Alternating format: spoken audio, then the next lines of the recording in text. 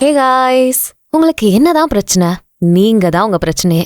வாழ்க்கையே கஷ்டம்னு சொல்லி நீங்களே இறுக்கி பிடிச்சிட்டு அதை கஷ்டமா ஆக்கிக்கிறீங்க. என்னடா எடுத்தது அந்த பொண்ணு நம்மள திட்டுதேன்னு நினைக்கிறீங்களா? ஸ்கிப் பண்ணாம இந்த பதிவை கேளுங்க. இப்படி ஒரு முட்டாளா இருந்திருக்குமேனு நீங்களே புரிஞ்சுப்பீங்க. உங்க லைஃபை நீங்களே மாத்திப்பீங்க. நம்ம ஆடியன்ஸ்க்கு யூஸ்ஃபுல்லா இருக்கக்கூடிய ப்ரமோஷனுக்கு டிஸ்கிரிப்ஷன்ல இருக்க இன்ஸ்டாகிராம் லிங்க் இல்ல இமெயில் ஐடி கிளிக் பண்ணி எங்களை கான்டாக்ட் பண்ணுங்க. ஆல்ரைட், ஒரு சின்ன கிராமத்துல ஆரவ்னு ஒரு பையன் இருந்தான். ரொம்ப ஒழுக்கமான பையன், ஆம்பிஷனோட இருப்பான். அவங்கிட்ட இருந்த பெஸ்டான ஸ்கில்லு மண்பானை செய்யறது. ஆனா அந்த ப்ராசஸ் அவனுக்கு பிடிக்காது. ஏன்னா களிமண் எடுத்து அதை ப்ராப்பரா கிளீன் பண்ணி பானை செய்யணும், அப்புறம் அதை காய வைக்கணும், அப்புறம் அதை ஹீட் பண்ணணும், செஞ்ச பானைகளை விற்க கஸ்டமர்ஸை தேடணும், எல்லார்ட்டையும் பாராட்டு வாங்கணும். இது எவ்வளோ பெரிய ப்ராசஸ். நினைக்கிறப்பவே கண்ணை கட்டுதே. எனக்கு வேகமா சக்சஸ பாக்கணும், அப்படி ஒரு வழி வேணும் அப்படின்னு அவன் நினைச்சான். இங்கதான் பானைகளை வாங்க மக்கள் இல்ல, சிட்டி சைட் போனா கஸ்டமர்ஸை பிடிக்கலாம், வேகமா வெற்றி கிடைக்கும்னு நினைச்சு ஆரவ் சிட்டிக்கு போறான். நான் கொஞ்சம் சாமர்த்தியத்தோட கடுமையா உழைச்சேன்னா எனக்கான சாம்ராஜ்யத்தையே உருவாக்க முடியும்னு நினைச்சான். அவனோட பானைகள் எல்லாத்தையும் வித்துட்டு கிராமத்தை விட்டு வெளியே வந்து, சிட்டி எப்பவுமே கச்சடாவா இருக்கு, எல்லாமே கத்திக்கிட்டே இருக்காங்க. யாருமே கையால செஞ்ச அழகு பொருட்களை, இயற்கை பொருட்களை விரும்பல. ரொம்ப கம்மி விலையில வேகமா செய்யக்கூடிய பொருளை தான் தேடுறாங்க. ஆரவ் எல்லாமே ட்ரை பண்ணா. ஸ்டைல மாத்தினா, ட்ரெண்ட் எதுவோ அதை ஃபாலோ பண்ணா. நைட்டு ஃபுல்லா யோசிச்சு உட்காந்து மார்க்கெட்ல எது நல்லா போகும்னு தேடி அந்த பொருட்களையே செஞ்சான். இந்த சிட்டிக்குள்ள என்னோட வியாபாரம் பொருந்தணும்னு அவனே ரொம்ப ஃபோர்ஸ் பண்ணிக்கிட்டான். 1 வருஷம் ஆயிடுச்சு, எந்த முன்னேற்றமும் தெரியல. திரும்ப கிராமத்துக்கே வந்தான். தோல்வி அடைஞ்சவனா மனசொடைஞ்சு வெறுத்து போய் வந்தான். அவன் கிராமத்துல இருக்க ஆத்தோரமா உட்காந்து வாழ்க்கைய நினைச்சு கவலைப்பட்டுகிட்டு இருந்தான். அப்ப அந்த பக்கமா ஆரவ் கிட்ட அடிக்கடி பானை வாங்குற பெரியவர் ஒருத்தர் போனாரு. என்ன ஆரவ் தம்பி, நல்லா இருக்கியா? என்ன எந்த பதிலும் சொல்ல மாட்டேங்கிற, சோகமா இருக்க அப்படின்னு கேக்குறாரு. அவருக்கு எல்லா கதையும் தெரியும், ஆனாலும் அவன் வாயால கேட்க நினைக்கிறாரு. ஆரவ் எதுவுமே சொல்லாம அமைதியாவே இருக்கான். ஆரவ் தம்பி, நீ எனக்கு இந்த ஆத்த பத்தி ஞாபகப்படுத்திட்ட. போன தடவை இதே வெயில் காலத்துலதான் ஒரு டேம் ஒண்ணு கட்டப்பட்டுச்சு. ஆத்து தண்ணியோட ஓட்டத்தை கட்டுப்படுத்துறதுக்காக அந்த டேம் எவ்வளவோ முயற்சி பண்ணுச்சு. ஆனா தண்ணியால இதுக்கெல்லாம் பொறுக்க முடியல. நான் உனக்கு ஒத்துழைக்க மாட்டேன்னு அப்படியே பொங்கி வழிஞ்சு கடைசியில அந்த டேமே உடைச்சிருச்சு அப்படின்னு சொன்னாரு அந்த பெரியவர். அப்புறம் என்னாச்சு அப்படின்னு ஆரவ் கேக்குறான். அப்புறம் என்ன, பழையபடி அமைதியா அந்த ஆறு ஓட ஆரம்பிச்சது. அதோட பாதையிலேயே ஸ்மூதா பயணிச்சது. அதை சுத்தி இருக்க எல்லாமே பூத்து குலுங்க ஆரம்பிச்சதுன்னு அந்த பெரியவர் சொல்லிட்டு கிளம்பிட்டாரு. இவரோட கருத்தை புரிஞ்சுக்கிட்ட ஆரவ் அந்த ஆறையே பார்த்தான். ஓகே, நாமளும் நமக்குள்ள ஒரு டேம கட்டி வச்சிருக்கோம். அதனாலதான் நாம ஃபோர்ஸ் பண்ணி ரஷ் பண்ணி ரொம்ப கட்டுப்படுத்தி வச்சுட்டு இருக்கோம். கிரியேட்டிவிட்டி அப்படிங்கிற ஆறு மாதிரி அதுக்கு தனி இடம் வேணும். அது எந்த தொந்தரவும் இல்லாம ஃப்ளோ ஆகணும். இப்படி எல்லாத்தையும் ஆரவ் புரிஞ்சுக்கிட்டான். அப்புறம் என்ன, ஒரு சின்ன கடையை அந்த கிராமத்திலேயே திரும்ப ஓபன் பண்ணான். இந்த வாட்டி எது விற்கும் இததான் பண்ணணும்னு அவனே ஃபோர்ஸ்லாம் பண்ணிக்கல. அவனுக்கு பிடிச்சத அவன் பண்ணான். ஸ்லோவா மைண்ட்ஃபுல்லா வேலை செஞ்சான். எதையுமே அவசரமா எதிர்பார்க்கல. இப்படியே மாசங்கள் ஆச்சு. அந்த கிராமத்துக்கு ஒரு டிராவலர் வராரு. ஆரவோட இந்த பானை செய்முறை எல்லாம் பாக்குறாரு. வீடியோ எடுத்து ஆன்லைன்ல போடுறாரு. அப்பதான் ஆரவோட பிசினஸ் பெருசாகுது. இன்டர்நேஷனல் லெவல்ல ஆர்டர்ஸ் வருது. எது பின்னாடியும் ஃபோர்ஸ் பண்ணிட்டு ஓடாம ஸ்மூதா செயல்பட்டு அவனுக்கு வேண்டியதாவன் அடைஞ்சான். உண்மைதான்ல, சில நேரம் நம்ம எதையுமே ஃபோர்ஸ் பண்ணாம அமைதியா இருந்துடணும். நம்மள நாமளே ஃபோர்ஸ் பண்ணிக்கிறோம். இதை பண்ணிடவே கூடாது, இததான் பண்ணணும் அப்படின்னு ரெஸ்ட்ரிக்ட் பண்ணிக்கிறோம் அப்படின்னா காலம் முழுக்க வருத்தத்திலயும் வேதனையிலும் தான் உட்கார்ந்துருக்கணும். ஜிம் கேரி பெரிய ஹாலிவுட் ஸ்டார்னே சொல்லலாம். வேர்ல்ட் ஃபேமஸ் கமீடியனும் கூட. அவர் தன்னோட அப்பாவை பத்தி ஒரு கதை சொல்றாரு. என்னோட அப்பா பர்சி கேரி சாக்ஸோஃபோன் சூப்பரா வாசிப்பாரு, நல்லா காமெடி பண்ணுவாரு. என்டர்டெயின்மெண்ட் இண்டஸ்ட்ரிக்குள்ள வந்து மக்கள் எல்லாம் என்டர்டெயின் பண்ண வைக்கிற அளவுக்கு என் அப்பா கிட்ட செம்ம திறமை இருந்துச்சு. ஆனா அவரு பாதுகாப்பான ஒரு பாதையை தான் தேர்வு செஞ்சாரு. இதெல்லாம் பண்ணா இந்த உலகத்துல பொழைக்க முடியாது, ஜெயிக்க முடியாது, காசு கிடைக்காது, நம்ம இருக்கடம் தெரியாம சேஃபா இருந்துட்டு போயிடுவோம்னு நினைச்சாரு. சோ அக்கௌண்டன்ட் வேலையை தேடி பிடிச்சு சம்பாதிச்சு குடும்பத்தை நடத்திட்டு வந்தாரு. அண்ட் அவரோட மைண்டுக்குள்ள இருந்தது, இததான் நான் பண்ணணும், இதுதான் என்னோட ரெஸ்பான்சிபிலிட்டி அப்படின்னு நினைச்சாரு. இங்க என்ன நடந்திருக்கு தெரியுதா? தான் கிட்ட இயற்கையா இருக்க டேலண்ட், தன்னோட பேஷன் எல்லாத்தையும் தனக்குள்ளேயே ரொம்ப ஃபோர்ஸ் பண்ணி புதைச்சுக்கிட்டாரு. தான் கனவை விட்டுட்டு பல வருஷமா அக்கௌண்டன்ட் வேலையை பார்த்த எங்க அப்பாவை ஃபயர் பண்ணிட்டாங்க. நீ வேலையை விட்டு கிளம்புன்னு சொல்லிட்டாங்க. அப்போதான் அவர் கட்டமைச்ச அந்த சேவ் அப்படிங்கிற மொத்த அங்கமும் கொலாப்ஸ் ஆக ஆரம்பிச்சது. இங்கதான் நான் என்னோட லைஃபை மாத்திக்கிட்டேன். எனக்குள்ள ஒரு விஷயத்த நான் ஆழமா பதிச்சுக்கிட்டேன். நீ சேஃப்னு நினைக்கிற உன்னோட பிடிக்காத விஷயத்த செய்யறப்ப கூட நீ தோத்து போக வாய்ப்புகள் இருக்கு. அதுக்கு நீ பிடிச்சதே செஞ்சுட்டு போயிடலாமே, தோல்வியோ வெற்றியோ பாத்துக்கலாமே அப்படின்னு எனக்கு நானே சொல்லிக்கிட்டேன் அப்படின்னு ஜிம் கேரி சொல்றாரு. உண்மைதானே? பிடிக்காத விஷயத்த செஞ்சு தோத்து போறதுக்கு பிடிச்ச விஷயத்த செஞ்சு தோத்து போனா கூட அப்பாடா அட்லீஸ்ட் நம்ம ட்ரை பண்ணோமே அப்படிங்கிற திருப்தியாச்சும் இருக்கும். ஆனா பிடிக்காத விஷயத்தையும் செஞ்சு அதுல தோத்தும் போனா என்ன சந்தோஷம் இருக்கும்? வெறுப்பு தான் வரும். ஜிம் கேரி இத அவர் அப்பாட்ட இருந்து கத்துக்கிட்டாரு. நம்மள சுத்தி உள்ளவங்க கிட்ட இருந்தே நம்ம இப்படி நிறைய விஷயங்களை கத்துக்க முடியும். இந்த பதிவை கேட்டுட்டு இருக்க எத்தனை பேர் தனக்குள்ள இருக்க திறமைய அப்படியே ஃபோர்ஸ் பண்ணி உங்களுக்குள்ளேயே புதைச்சு அதை செய்யக்கூடாது, இத பண்ணக்கூடாது, இப்படிதான் வாழணும்னு உங்களை நீங்களே ஃபோர்ஸ் பண்ணிட்டு இருக்கீங்க. கொஞ்சம் அப்படியே பின்னாடி வந்து எல்லாத்தையும் ஃப்ரீயா ஃப்ளோ ஆக விடுங்க. கொஞ்ச நேரம் தான் இத பண்ணி பாருங்க. செம்ம டிஃப்ரெண்டான ஃபீல் கிடைக்கும். முடிஞ்சா ஒரு 2-3 நாள் வேலைக்கு லீவ் போட்டுட்டு உங்களுக்கு பிடிச்சதை மட்டும் எந்த ஃபோர்ஸும் பண்ணாம செஞ்சு பாருங்கன்னு சொல்றேன். அப்படியெல்லாம் ஒண்ணும் இல்ல அப்படின்னு சொல்லாதீங்க. கண்டிப்பா இருக்கும். இத்தனை வருஷங்களா அதை அப்படியே உள்ள போட்டு வச்சிருக்கீங்க. அது அமைதியா உங்களுக்குள்ளேயே காத்துட்டு இருக்கு. ஆபத்து என்னன்னா இதோட சத்தம் கம்மியா இருந்தாலும் இதோட தாக்கமும் நெகட்டிவ் எனர்ஜி லெவலும் ஸ்ட்ராங்கா இருந்தா அது தானா மேனிஃபெஸ்ட் ஆக ஆரம்பிச்சிரும். இப்ப அடுத்த கதை பாப்போமா? வெங்கட்டுக்கு வைல்ட் லைஃப் போட்டோகிராஃபர் ஆகணும். ஆனா அவனோட அப்பாக்கு அவனை என்ஜினியர் ஆக்கி பாக்கணும்னு ஆசை. பிறக்கிறப்பவே என்ஜினியர்னு சொல்லிட்டாரு. இப்போ வெங்கட் என்னதான் இன்ஜினியரிங் படிச்சாலும் எனக்கு என்ஜினியரிங் தான் பிடிக்கும்னு சொல்லிக்கிட்டாலும் அவனுக்குள்ள அந்த வைல்ட் லைஃப் போட்டோகிராஃபர் இருக்கதான் செய்வான். டேய், நீ போய் சொல்லி என்ன ஏமாத்துறடா, நான் இன்ஜினியர் இல்லன்னு அவன் மைண்டே கண்டுபிடிச்சிரும். சோ நீங்களே உங்களை ஏமாத்தி உங்களுக்குள்ள ஃபோர்ஸ் பண்ணி வச்சிருக்க இந்த விஷயங்கள் நெகட்டிவ் எனர்ஜியை ரிலீஸ் பண்ணி உங்களோட கண்ட்ரோலையே இழக்க வைக்கும். உங்களை சுத்தி பாருங்க. பிடிச்ச எல்லா விஷயத்தையும் ஃபோர்ஸ் பண்ணி உள்ள புதைச்சிட்டு இதான் உண்மைன்னு நம்பிக்கையை உருவாக்கி வாழ்ந்துகிட்டு இருக்கீங்க. எல்லாத்துக்கும் பதட்டம் வருதே, நெஞ்சு படபடக்குதே. இதுக்கு காரணம் என்ன? குழப்பம்தான் நினைக்கிறீங்களா? கண்டிப்பா இல்ல. நீங்க ஒரு விஷயத்த அவாய்ட் பண்ண நினைக்கிறப்பதான் பதட்டம் வரும். எதிர்காலம் இப்படி ஆயிடுமோ அப்படி ஆயிடுமோன்னு நினைக்கிறதால பயம் வராது. என் எதிர்காலம் பணமும் காசும் நிறைஞ்சதா தான் இருக்கணும்னு நீங்க தான் அதை டாமினேட் பண்ண வைக்கிறீங்க. அது மேல அப்சஷனோட இருக்கீங்க. அதுதான் நடக்கணும்னு டாமினேட் பண்ண வைக்கிறதாலதான் ஸ்ட்ரெஸ்ஸே ஆகுது. சாதாரணமா சாப்பிடாம சாப்பாடை உள்ள ஃப்ரீயா ஃப்ளோ ஆக விடாம எத்தனை முறை உங்க தொண்டையை நீங்களே அடைச்சிருப்பீங்க. ஆனா இப்படிதான் ஃபோர்ஸ் பண்ணி பண்ணி உங்க லைஃபை நீங்க கஷ்டத்திலே வச்சிருக்கீங்க. இப்போ கூட உங்க கஷ்டங்களுக்கு இந்த மாதிரி ஒரு ரீசன் கண்டிப்பா இருக்கும். மேபி அது என்னன்னு நீங்க சரியா நோட் பண்ணாம இருக்கலாம். பட் நீங்க மாட்டிக்கிட்டு இருக்கீங்க. வேற யாரோ ஒருத்தராலேயோ இல்ல வெளி விஷயங்களாலேயோ இல்ல, உங்களுக்குள்ளேயே நீங்க எதை வெளிய பார்க்கவே கூடாதுன்னு நினைச்சு ஃபோர்ஸ் பண்ணீங்களோ அதே விஷயத்துக்குள்ளேயே மாட்டிக்கிட்டீங்க.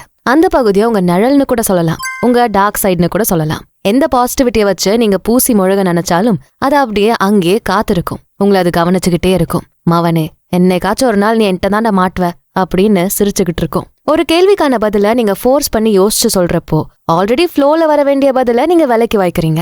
ஒவ்வொரு முறையும் இந்த திசையில தான் போகணும் அப்படின்னு நீங்க புஷ் பண்றப்போ நேச்சுரலா உங்களை வழி நடத்த வேண்டிய திசைய நீங்க பிளாக் பண்றீங்க. புரியுதா? மெச்சூரிட்டிங்கிறது எல்லாத்தையும் கண்ட்ரோல் பண்றது அப்படின்னு தான் நீங்க நினைச்சிட்டு இருக்கீங்க. பட் உண்மை என்னன்னா அதுதான் உங்களோட இன்செக்யூரிட்டியா மாறிடுது. சரி, என்னதான் பண்றது? சிம்பிள்ங்க. உங்களால கடலை கட்டுப்படுத்த முடியாது, ஆனா நீச்சல் அடிக்க கத்துக்க முடியும் தானே. மழையை கட்டுப்படுத்த முடியாது, பட் உங்களை நீங்களே ரெயின் கோட்லாம் போட்டு கவர் பண்ணிக்கலாம். இல்லனா பரவாயில்ல நான் நனைஞ்சுக்கிறேன்னு கூட போகலாம். புரியுதா?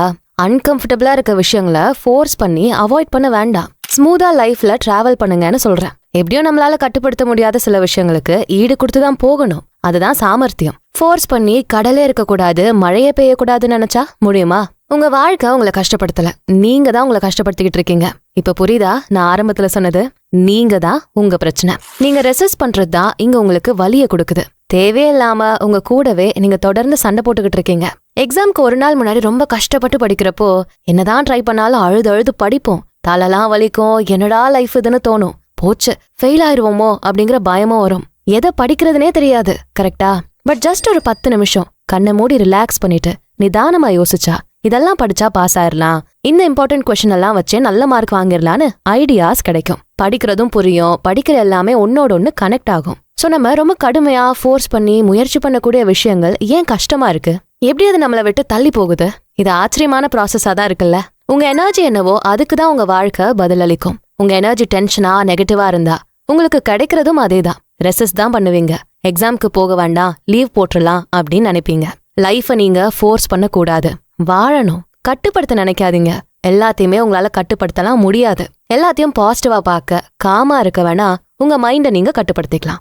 அவ்வளவுதான். வாழ்க்கைங்கிறது எதுவுமே தெரியாம இருந்து புதுசா கத்துக்கிறது தான். தப்பெல்லாம் செய்யணும், 0ல இருந்து ஆரம்பிக்கணும், புதுசா கோடு போடணும். நிறைய டைம் நான் என்ன பண்றேனே தெரியலன்னு நீங்க அக்செப்ட் பண்ணிக்கணும். இதெல்லாம் கலந்ததுதான் இந்த லைஃபோட ரியாலிட்டி. எடுத்ததும் யாருமே எல்லாம் தெரிஞ்செல்லாம் பிறக்கல. பெரிய சக்சஸ் எல்லாம் எடுத்த உடனே அடையல. கத்துக்கிட்டாங்க, என்னால முடியும்னு ஃப்ரீயா தைரியமா இறங்குனாங்க. அவங்க தான் ஜெயிச்சிருக்காங்க. உங்களுக்கு தைரியம் இருக்கா? உங்களை எதிர்த்து நீங்களே சண்டை போட்டுட்டு இருக்கீங்களே, அதை உங்களால நிறுத்த முடியுமா? போங்க, கண்ணாடி முன்னாடி போய் உங்களை நீங்களே பாருங்க. எந்த பயமும் இருக்க கூடாது, எந்த கவன சிதறல்களும் இல்லாம உங்களை நீங்களே பாருங்க.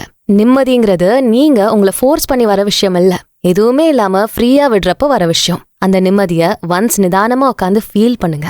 கண்களை மூடி மூச்சு விடுங்க. மைண்டு பாடி எல்லாத்தையும் ரிலாக்ஸ் பண்ணுங்க. எல்லா எண்ணங்களும் வந்து வந்து போகும். அப்படியே பிளாங்க் ஆக ஆரம்பிக்கும். எதுவுமே இல்லாத ஒரு நிம்மதிய ஃபீல் பண்ண ஆரம்பிப்பீங்க. இந்த ஃபீலை நீங்க உணர்ந்தப்புறம் மறுபடியும் அந்த பழைய கச்சடா சண்டையே நீங்க பிடிக்கணுமா?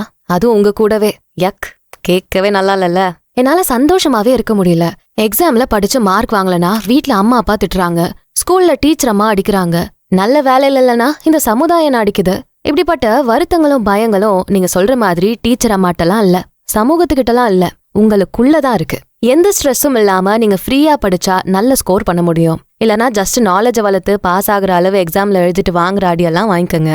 அதுக்காக நீங்க வருத்தம்லாம் பட வேண்டாம். அட்லாஸ்ட் நீங்க உங்க நாலேஜ வளர்த்துக்கிட்டீங்களா, அது மட்டும்தான் வேணும். சரண்டர் ஆகிடுங்க. உங்ககிட்டயே நீங்க ஃப்ரீயா சரண்டர் ஆகிடுங்க. எந்த பயமும் இல்லாம எதிர்பார்ப்புகளும் இல்லாம எதையுமே ரெசிஸ்ட் பண்ணாம ஃப்ரீயா சுதந்திர பறவையா வாழா என் வாழ்வை வாழவே தாழாமல் மேலே போகிறேன் அப்படின்னு இதுவரை நீங்க வாழாத பெஸ்டான லைஃப வாழுங்க. இதான் நானுன்னு நீங்க கட்டி வச்சிருக்க கட்டுமானம் எல்லாம் ஏஐ மாதிரி பொய்யான பிம்பம்தான். அப்பா அம்மா சமூகம்னு அடுத்தவங்களோட எதிர்பார்ப்புகளை பூர்த்தி பண்றதுக்காக உங்களை நீங்களே ஃபோர்ஸ் பண்ணி உருவாக்கிக்கிட்ட ஐடென்டிட்டி தான் அது. உங்களுக்குள்ள ஆறாத பல ரணங்கள் இருக்கு. இது மேல ஏதோ ஒரு பேண்டேஜ போட்டு பெயின் கில்லரை போட்டு அப்பப்ப வெளியே இருந்து பாதுகாத்துக்கிறீங்க. பட் இந்த ரணம் மொத்தமா ஆறணும்னா அதுக்கு நீங்க உங்களை சுதந்திரமாக்கணும். இந்த பொய்யான அடையாளத்துக்குள்ளேயே நீங்க உங்களை ஃபோர்ஸ் பண்ணி அழுத்திக்கிட்டீங்கன்னா நீங்க இன்னும் கஷ்டம்தான் அனுபவிப்பீங்க. இருக்கும் சில சிச்சுவேஷன்ஸ் நீங்க நினைச்சத கனவு கண்டதெல்லாம் அடைஞ்சிருவீங்க. ஆனாலும் எதுவுமே இல்லாத மாதிரி வாழ்க்கைய தொலைச்ச மாதிரி ஃபீல் ஆகும். ஏன்னா நீங்களே இல்லாத வேற ஒரு பொய்யான அடையாளம் கொண்ட ஒருத்தராக இதை நீங்க செஞ்சிருக்கீங்க. அதனாலதான் இது ஒரு பாரடாக்ஸ் மாதிரி. நீங்க இந்த பொய்யான அடையாளத்தை கட்டுப்படுத்த முயற்சி பண்ண உங்களை விட்டே உங்களோட அந்த எசன்ஸை விட்டே அது விலக்கி வைக்க ஆரம்பிக்கும். ஃபீல் பண்றதை நிறுத்திடுவீங்க, எக்ஸ்பீரியன்ஸ் பண்றதை நிறுத்திடுவீங்க, ஏன் வாழறதையே நிறுத்திடுவீங்க. பிடிக்காத ஒன்ன நோக்கி ஓட மாட்டேன்னு இப்ப இந்த நிமிஷம் நீங்க முடிவு பண்ணீங்கன்னா என்ன நடக்கும்? கொஞ்சம் கொஞ்சமா லைஃப்ல நிம்மதி வர ஆரம்பிக்கும். ஆமா, அப்பப்போ அட காசு இல்லையடா, அந்த பொருள் வாங்க முடியலையே, இப்படியெல்லாம் தோணும் தான். But at the end of the day இதுதான் எனக்கான வாழ்க்கை, நான் நல்லா தானே இருக்கேன், நிம்மதியா இருக்கேன்னு தோணும். எனக்கு புரியுது, இந்த அமைதி சுதந்திரம் நிம்மதியெல்லாம் எங்களுக்கு எப்படி கிடைக்கும்? பல பொறுப்புகளோட பல குடும்ப பாரங்களை சுமந்துட்டு நாங்க உட்காந்துருக்கோம். கடன் இருக்கு. நாங்க வாங்கின கடன் இல்லைனாலும் எங்க அப்பா அம்மா எங்களை படிக்க வச்சதுக்காக வாங்கின கடனுக்கே நாங்க வாழ்க்கை முழுக்க ஓடணும். இங்க எங்க எங்களோட ஆசையை நிறைவேற்றிக்க நிம்மதியா இருக்க. பட் இதுலயுமே நிம்மதியா இருக்க முடியும் தான். உங்களால இந்த ஓட்டத்தை நிறுத்த முடியாது.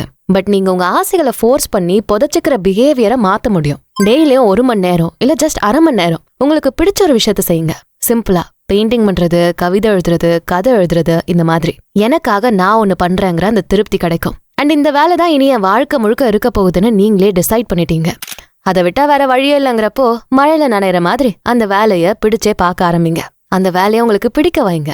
அப்போ லைஃப் ஈஸியா இருக்கும். எனர்ஜி எந்த தொந்தரவும் இல்லாம ஃப்ரீயா ஃப்ளோ ஆகும். அப்பப்போ கிடைக்கிற லீவ்ல அப்படிங்கறத விட உங்களுக்காகவே லீவ் எடுத்து உங்களுக்கு பிடிச்ச விஷயங்களை செய்யறப்போ நீங்க எதையும் ஃபோர்ஸ் பண்ணல, சுதந்திரமா தான் இருக்கீங்க அப்படிங்கறத புரிய வைக்க இந்த விஷயங்களெல்லாம் ஞாபகத்துக்கு வரும். நிம்மதியும் திருப்தியும் கிடைக்கும். எந்த மாஸ்க்கும் போட தேவையில்ல, எந்த பொய்யும் சொல்ல தேவையில்ல, முக்கியமா உங்க கூட சண்டை போட்டுக்க தேவையில்ல. நீங்க தான் சுதந்திரமா உங்க வாழ்க்கை தான். இங்கதான் உண்மையான வாழ்க்கைய ஆரம்பிக்குது. கேட்கவே நல்லா இருக்குல்ல? ஜஸ்ட் ஒரு கற்பனை பண்ணி பாருங்களேன். உங்களுக்கு பிடிச்ச லைஃப். சரி, ஓகே, பிடிக்காத வேலை தான். ஆனா அந்த வேலைய நீங்க பிடிச்சு செய்ய ஆரம்பிக்கிறீங்க, என்ஜாய் பண்றீங்க. அப்படியே தினமும் ஒரு 1 hour உங்களுக்கு பிடிச்ச கேம் ஆடுறீங்க, பெயிண்ட் பண்றீங்க, கவிதை எழுதுறீங்க. வாரம் புது புது ஸ்பாட்டுக்கு போறீங்க, புது உணவுகளை சாப்பிடுறீங்க, புது மக்களை சந்திக்கிறீங்க. மறுபடியும் அதே வேலை, பட் நல்லா இருக்கு. இப்பதான் வாழுற மாதிரி இருக்குன்னு உங்களால ஜஸ்டிஃபை பண்ண முடியுது. நிம்மதியா மூச்சு விடுறீங்க. போச்சு தப்பாயிருமோ அப்படிங்கிற ஒரு துளி பயம் கூட இல்லாம முடிவுகளை எடுக்கிறீங்க. நீங்க 100% பர்ஃபெக்டெல்லாம் இல்ல, பட் உங்களால வாழ முடியுது. அதுவும் நிம்மதியா சந்தோஷமா. சூப்பரா இருக்குல்ல கற்பனை பண்றதுக்கே? அப்ப நிஜமா நடந்தா எவ்வளவு நல்லா இருக்கும். அப்படியே பேக்ல வந்து இந்த பெர்ஸ்பெக்டிவ்ல பாசிட்டிவா லைஃப பாருங்களேன். அடைச்ச உனக்கு எல்லாமே பிடிச்சுதான் இருக்கு, எல்லாமே நார்மலா தான் இருக்கு, நீதான் இவ்வளவு நாள் போட்டு குழப்பி வச்சு உன்னையே கஷ்டப்படுத்திட்டு இருக்கேன்னு உங்களே நீங்க திட்டிப்பீங்க. நமக்குன்னு எந்த ஒரு விஷயமோ செய்யாம எப்ப நிறுத்துறோமோ, இதான் நீ செய்யணும்னு எப்போ நம்ம திணிக்கிறோமோ அப்பதான் பிரச்சனையே. பட் உண்மையா இருந்து பாருங்களேன். இதான் பிடிக்கும்னு அக்செப்ட் பண்ணி அதை ட்ரை பண்ணி, இல்ல பிடிக்காத விஷயத்த கூட, அன்கம்ஃபர்டபுளா இருக்க விஷயத்த கூட ரசிக்க ஆரம்பிங்களேன். உங்களுக்கே அதை பிடிக்க வைங்க. லைஃப்ல பாசிட்டிவான சேஞ்சஸ் கண்டிப்பா வரும். நம்ம பாக்குற விதமே பாசிட்டிவா இருந்தா. பவர் பாண்டியில வந்த டயலாக் தான் ஞாபகத்துக்கு வருது. மழையில ஏன் நிக்கிற, கொடைக்குள்ள வா. நீ ஏன் கொடைக்குள்ள நிக்கிற, வெளியே வா. மழையில நன. மழை உங்களுக்கு பிடிக்கும் தான், ஆனா பிடிக்காதுன்னு நினைச்சுக்கிட்டு கொடைங்கிற அந்த ஒரு மாஸ்க நம்ம பாதுகாப்புன்னு நினைச்சுக்கிட்டு அதுலயே இருக்கும். அது பொய்யான அடையாளம். இது காலத்துக்கும் உங்களுக்கு கஷ்டத்தை தான் கொடுக்கும். பட் அதுவே எனக்கு பிடிக்கும்னு அதை வேறொரு கோணத்துல இருந்து பார்த்து ரசிக்கிறப்போ, அந்த மழையே என்ஜாய் பண்றப்போ, பரவாயில்ல நனைஞ்சாலும் நச நசன் ஆனாலும் அதை என்ஜாய் பண்றப்போ கொடையெல்லாம் தூக்கி போட்டுட்டு அந்த மழையில குத்தாட்டம் தான் போடுவோம். இதுதான் உண்மையான ரியாலிட்டி.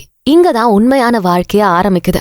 பாதுகாப்புல இல்ல, உங்களோட பிரசன்ஸ்ல தான் வாழ்க்கை இருக்கு. நீங்க எதையுமே ரொம்ப கேர் பண்ணாம விட்டுட்டீங்கன்னா அதுவே தானா நல்லபடியா நடக்கும். இப்ப சொல்லுங்க, நீங்களே உங்களை ஃபோர்ஸ் பண்ணி உள்ளுக்குள்ள நிறைய விஷயங்களை திணிச்சுக்கிட்டு ஃபேக்கா மாஸ்க் போட்டுக்கிட்டு வாழ்க்கை முழுக்க கஷ்டப்பட போறீங்களா? இல்ல பவர் பாண்டி மாதிரி, வெங்கட் மாதிரி கொடைய தூக்கி போட்டுட்டு மழைய என்ஜாய் பண்ண போறீங்களா? உங்க பதில கமெண்ட்ஸ்ல சொல்லுங்க. இந்த வீடியோ உங்களுக்கு பிடிச்சிருந்தா இதுக்கு ஒரு லைக் போட்டுட்டு உங்க ஃப்ரெண்ட்ஸ் அண்ட் ஃபேமிலிக்கு ஷேர் பண்ணுங்க. நம்ம channels beyond the ordinary and body and soul Tamil ரெண்டுத்துக்கும் சப்ஸ்கிரைப் பண்ணிட்டு பெல் ஐகானை அழுத்திருங்க. நான் உங்களை அடுத்த வீடியோல பாக்குறேன். நன்றி.